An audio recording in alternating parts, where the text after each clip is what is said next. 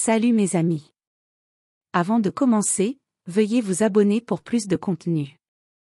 Les médicaments antiépileptiques, également appelés anticonvulsivants, sont des médicaments utilisés pour traiter les crises épileptiques. Il existe différents types d'antiépileptiques, et ils peuvent différer en termes de mécanismes d'action, d'efficacité, d'effets secondaires et d'indications spécifiques. Voici quelques-uns des types courants d'antiépileptiques et leurs différences. Identoïne, phénitoïne, carbamazépine. Ces médicaments agissent en stabilisant les canaux sodiques des membranes cellulaires pour prévenir l'excitabilité excessive des neurones. Ils sont souvent utilisés pour traiter les crises partielles et tonico-cloniques. Barbiturique, phénobarbital.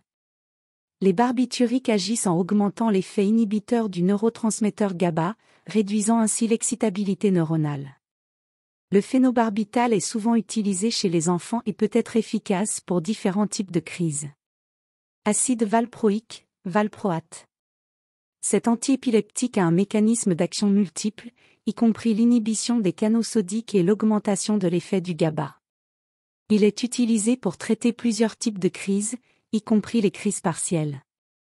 Médicaments qui agissent sur le GABA, gabapentine, pregabaline. Ces médicaments modulent l'activité du neurotransmetteur GABA, ce qui réduit l'excitabilité neuronale. Ils sont souvent utilisés pour traiter les crises partielles et peuvent également être utilisés dans le traitement des douleurs neuropathiques. Inhibiteur du canal du sodium, lamotrigine. Ces médicaments agissent en bloquant les canaux sodiques voltage dépendants, inhibant ainsi la libération de neurotransmetteurs excitatoires. La lamotrigine est utilisée pour traiter plusieurs types de crises, y compris les crises partielles. Médicaments neuropeptidiques, topiramate. Certains antiépileptiques, comme le topiramate, ont des effets sur les canaux ioniques et la libération de neurotransmetteurs excitatoires. Ils sont utilisés pour traiter divers types de crises. Médicaments nouveaux et émergents. La recherche continue à identifier de nouveaux médicaments antiépileptiques avec des mécanismes d'action spécifiques et potentiellement moins d'effets secondaires.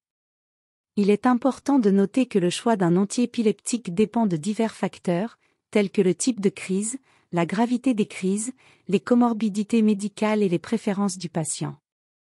Le traitement est souvent individualisé, et le médecin prescripteur prend en compte ces éléments pour déterminer le meilleur plan thérapeutique pour chaque patient. Il est également crucial de suivre régulièrement avec le médecin pour ajuster le traitement aux besoins. J'aimerais aussi vous parler un peu de l'histoire de ces fameux médicaments. L'histoire des médicaments antiépileptiques remonte à plusieurs décennies, et leur développement a été marqué par des découvertes scientifiques et des avancées dans la compréhension de l'épilepsie. Voici un bref historique de certains des principaux antiépileptiques. Phénobarbital, 1912. Le phénobarbital, un barbiturique, a été l'un des premiers médicaments anticonvulsivants à être découvert. Il a été introduit en 1912 et a été largement utilisé pendant de nombreuses années. Phénitoïne, 1938. La phénitoïne, une identoïne, a été découverte en 1938.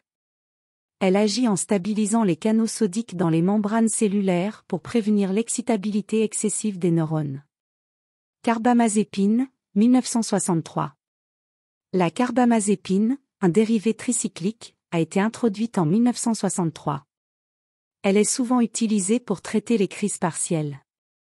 Valproate, 1967. L'acide valproïque, également connu sous le nom de valproate, a été découvert en 1967.